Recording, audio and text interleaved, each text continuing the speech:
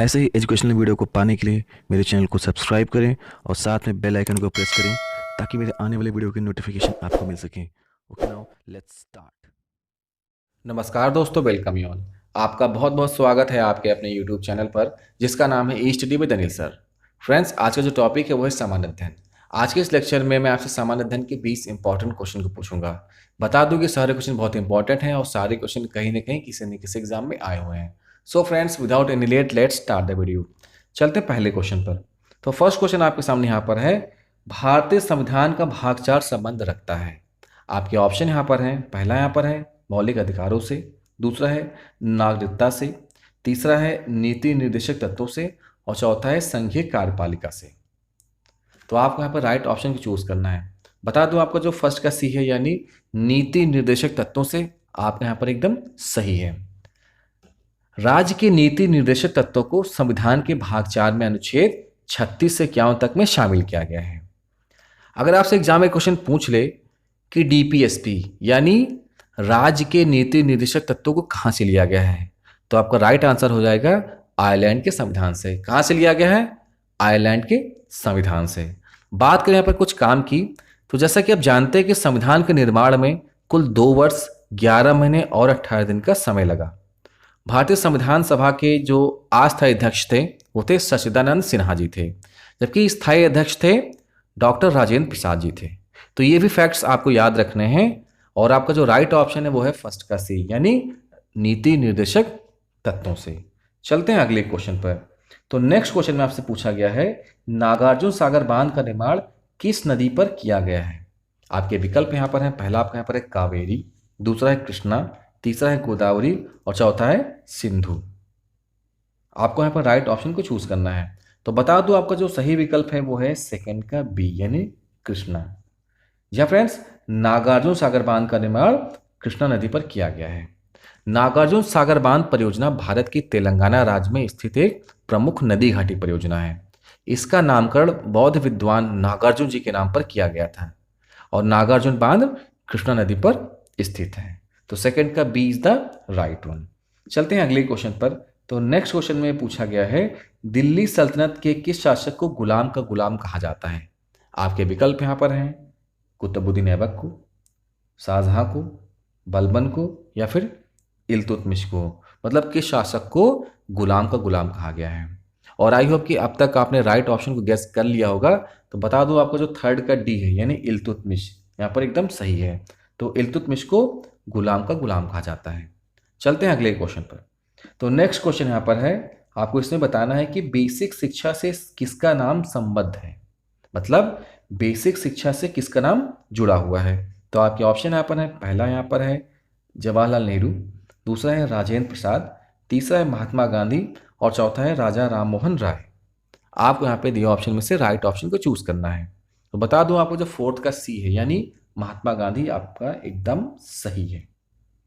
भारत के स्वतंत्रता आंदोलन के समय गांधी जी ने सबसे पहले बुनियादी शिक्षा की कल्पना की थी। इसे वर्धा योजना, नई तालीम, बुनियादी तालीम तथा बेसिक शिक्षा के नाम से भी जाना जाता है। शिक्षा के बारे में गांधी जी का दृष्टिकोण वस्तुतः व्यवसाय परक था। उनका मत था कि भारत जैसे गरीब देश में शिक्षार्थियों को शिक्षा प्राप्त करने के साथ साथ कुछ धनोपार्जन पर भी ध्यान देना चाहिए जिससे वे आत्मनिर्भर बन सकें। तो जो फोर्थ का सी है महात्मा गांधी एकदम सही है। बढ़ते हैं अगले क्वेश्चन पर। तो नेक्स्ट क्वेश्चन यहाँ पर है, राष्ट्र ध्वज का हरा रंग द्योतित करता है। मतलब राष्ट्र ध्वज का जो हरा रंग है वो क्या दर्शाता है? सत्य, समृद्धि, पवित्रता या त्याग। आपको यहाँ पे सही विकल्प का चुनाव करना है।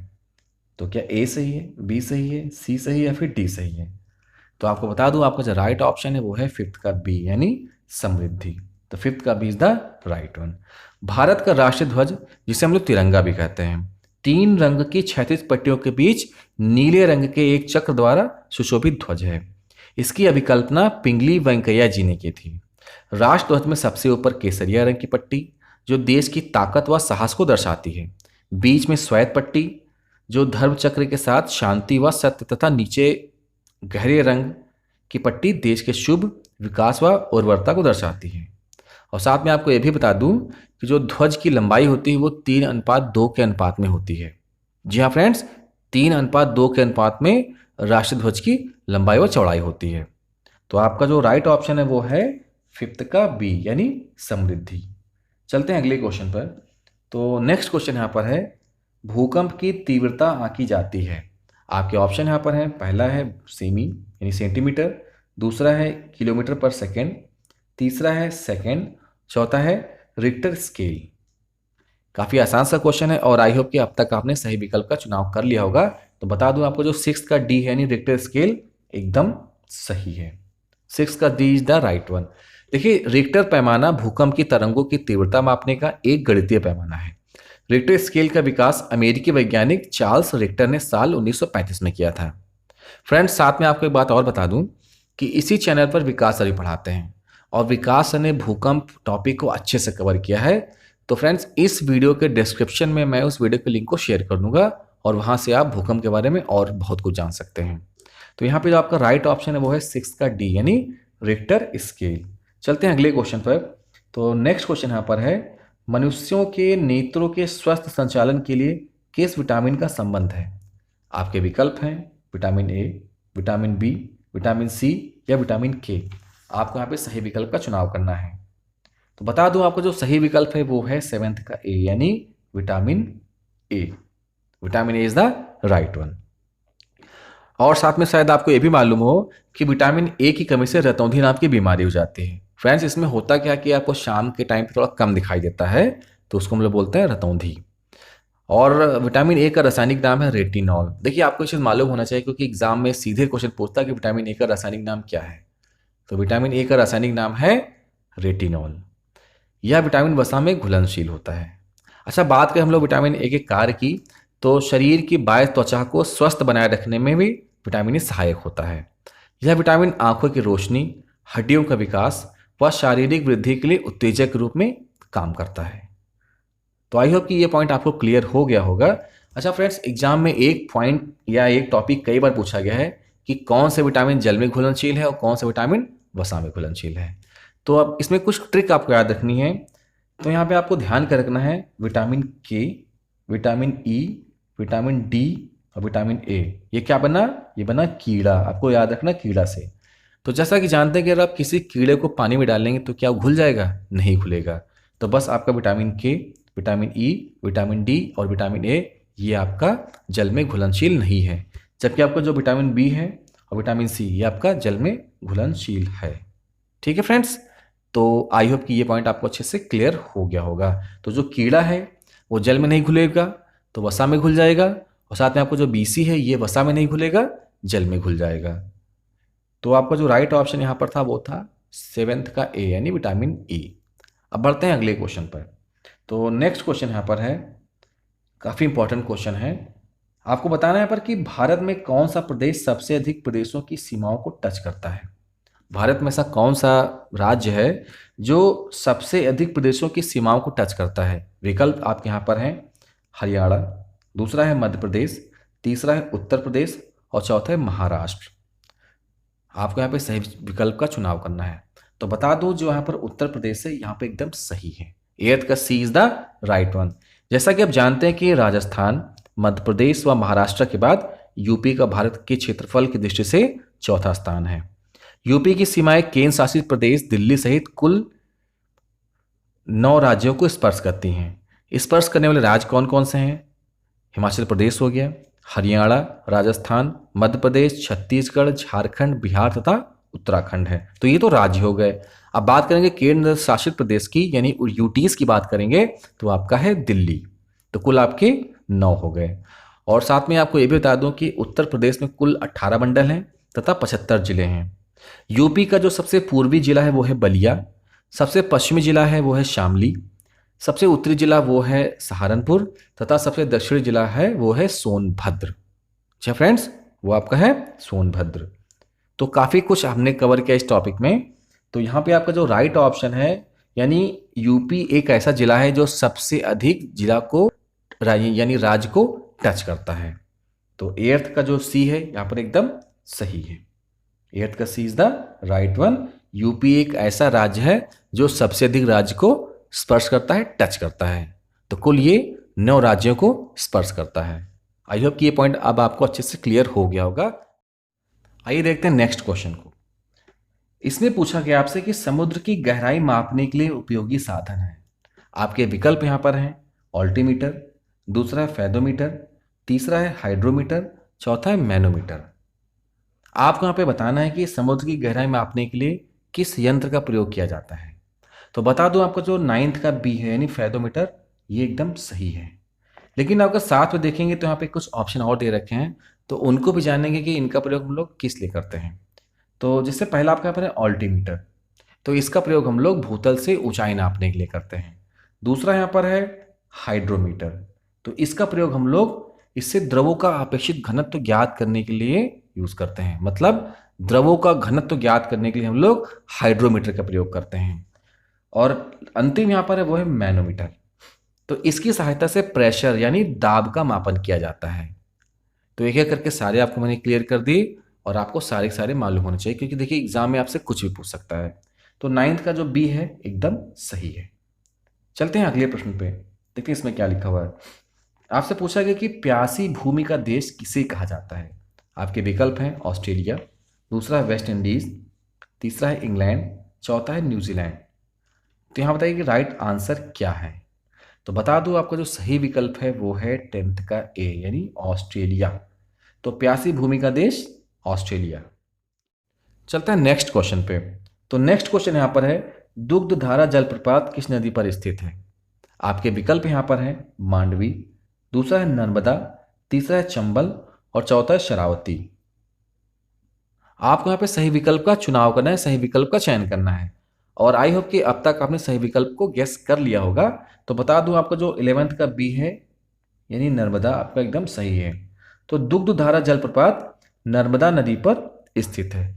दरअसल इस जलप्रपात में पानी इतनी तेजी से गिरता है कि इसका रंग दूध की तरह धवल यानी सफेद हो जाता है। यह जलप्रपात नर्मदा नदी पर स्थित है।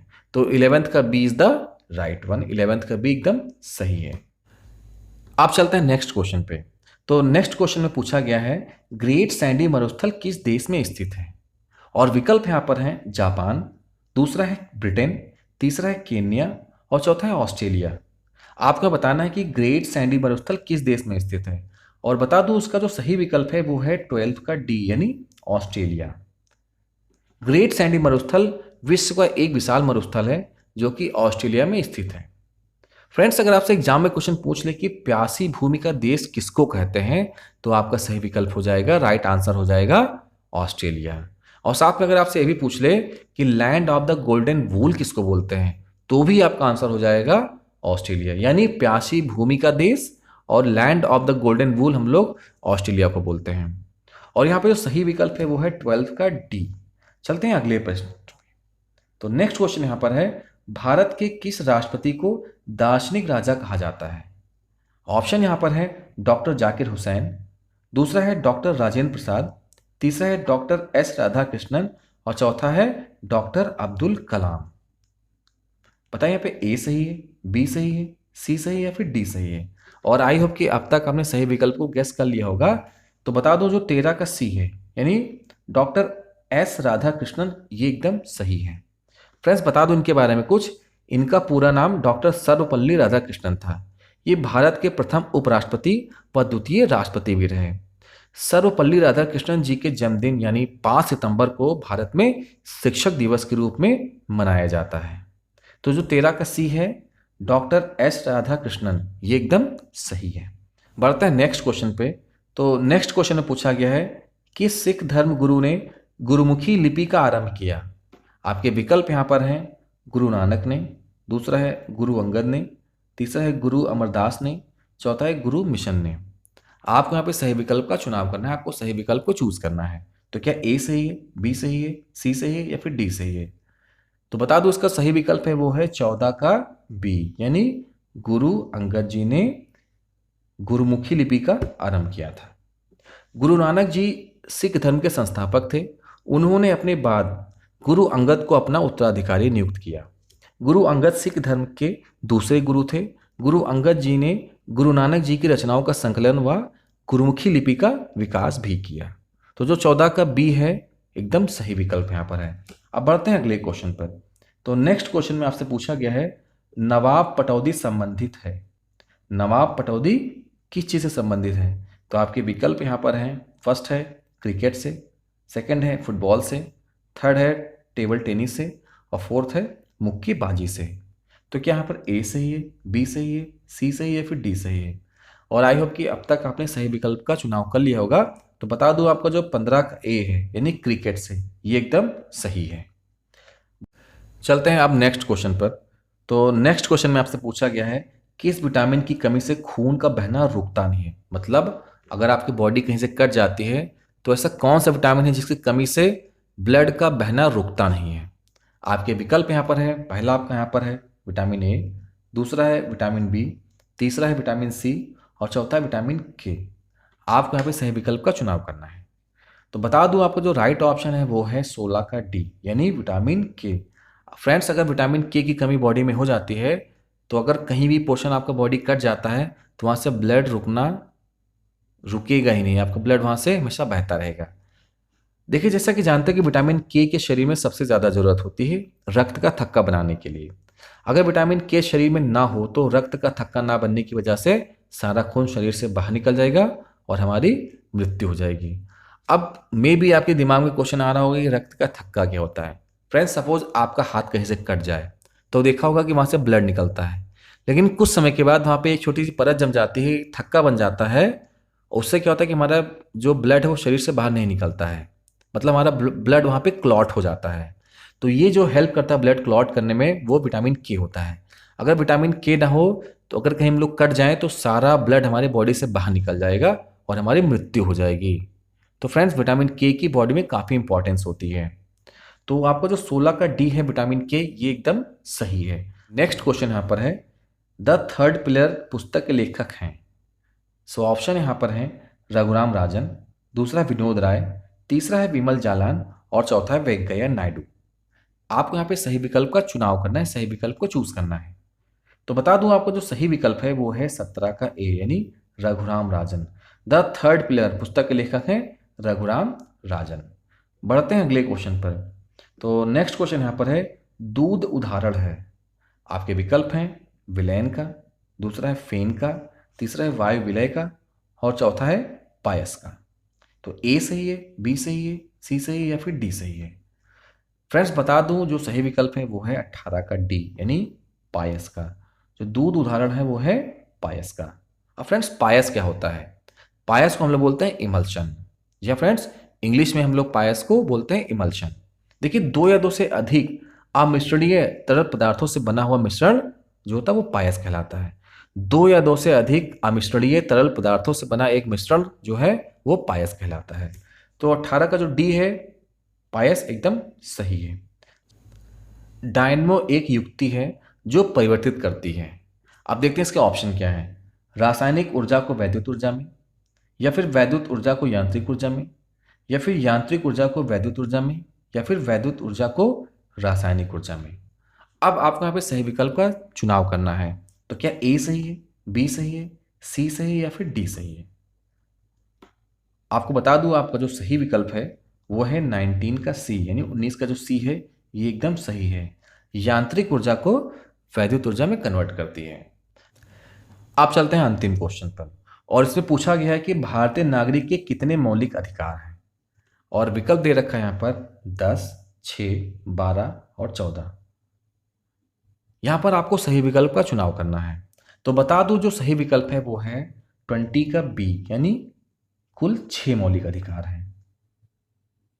आइए कुछ जानते हैं मौलिक अधिकार के बारे में। भारतीय संविधान के भाग 3 यानी अनुच्छेद 12 से 35 में मौलिक अधिकार का वर्णन किया गया है। मौलिक अधिकार संयुक्त राज्य अमेरिका के संविधान के अधिकार पत्र से लिया गया है। प्रारंभ में मूलतः 7 मौलिक अधिकार थे, परंतु वर्तमान में 6 ही हैं।